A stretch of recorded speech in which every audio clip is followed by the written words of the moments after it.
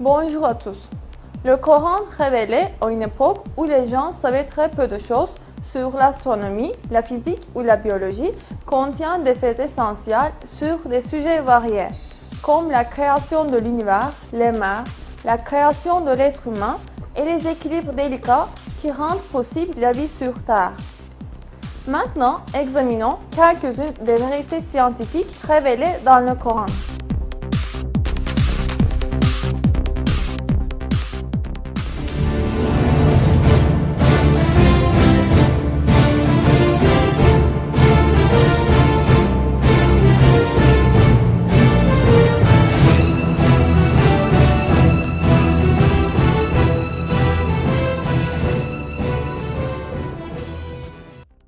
Une propriété des mers découverte tout récemment est exprimée dans un verset coranique comme suit.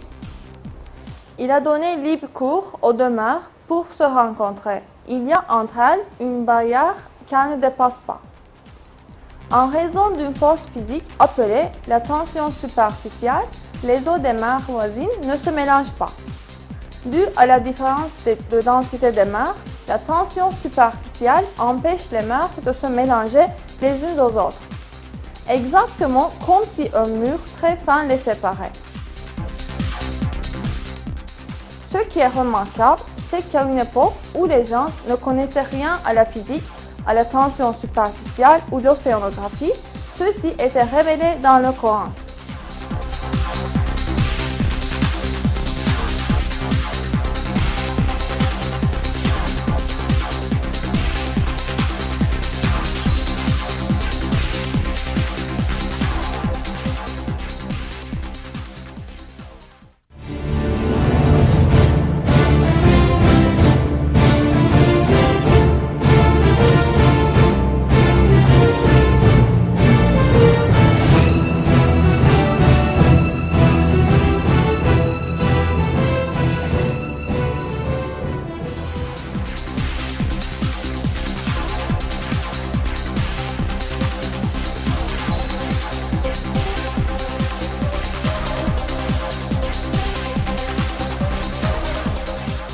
Le phare est un des éléments soulignés dans le Coran.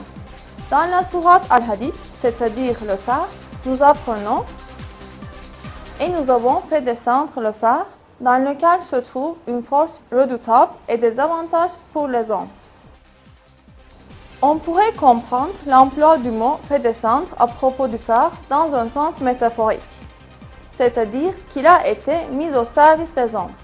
Mais si nous prenons en compte le sens littéral du mot, celui de faire descendre physiquement du ciel, nous voyons que ce verset implique un miracle scientifique très significatif. En effet, les découvertes astronomiques modernes ont révélé que le phare qui se trouve sur Terre provient des étoiles géantes.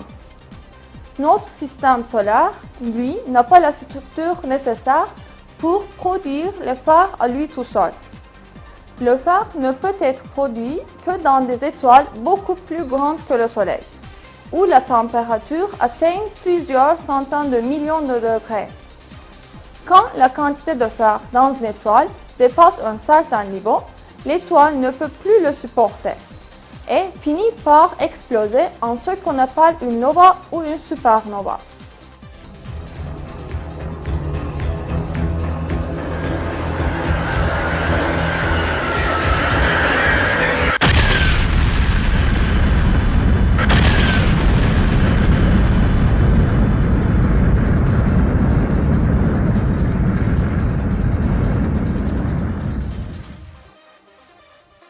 À la suite de cette explosion, des météores contenant du phare sont éparpillés dans l'univers et se déplacent dans le vide, jusqu'à ce qu'ils soient attirés par la force gravitationnelle d'un corps céleste.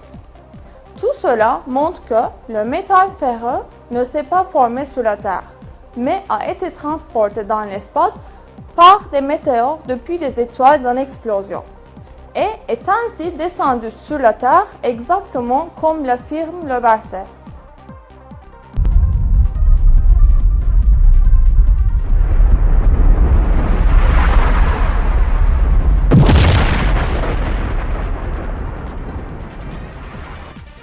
Il est clair que ce fait n'aurait pas pu être connu scientifiquement au 7e siècle, à l'époque de la révélation du Coran. De plus, le 25e verset de la sourate Al-Hadith, qui mentionne le fer, comporte deux codes mathématiques intéressants. La sourate Al-Hadith est la 57e sourate du Coran. En arabe, la valeur numérique du mot Al-Hadith, autrement dit son abjad, est le même nombre, 57. La valeur numérique du mot hadith seul est 26. Le 26 est en même temps le code atomique du fer.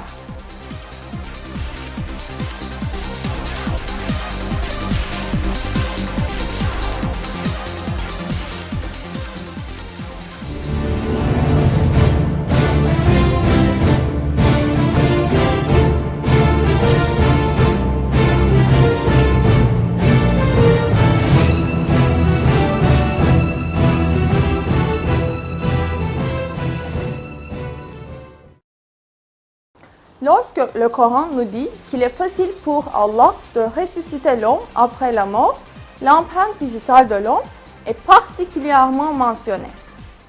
L'homme pense-t-il que nous ne réunirons jamais ces os?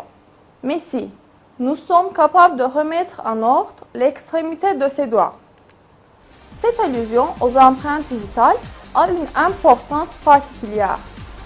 En effet, chaque individu possède des empreintes digitales qui lui sont propres. C'est pourquoi les empreintes digitales sont utilisées comme un moyen d'identification des personnes dans le monde entier. Mais ce qui est important ici, c'est que cette caractéristique des empreintes digitales n'a été découverte qu'à la fin du 19e siècle. Avant cela, les gens considéraient les empreintes digitales comme un simple dessin sans signification particulière. Cependant, dans le Coran, voici 1400 ans, Allah avait souligné l'importance de l'extrémité des doigts.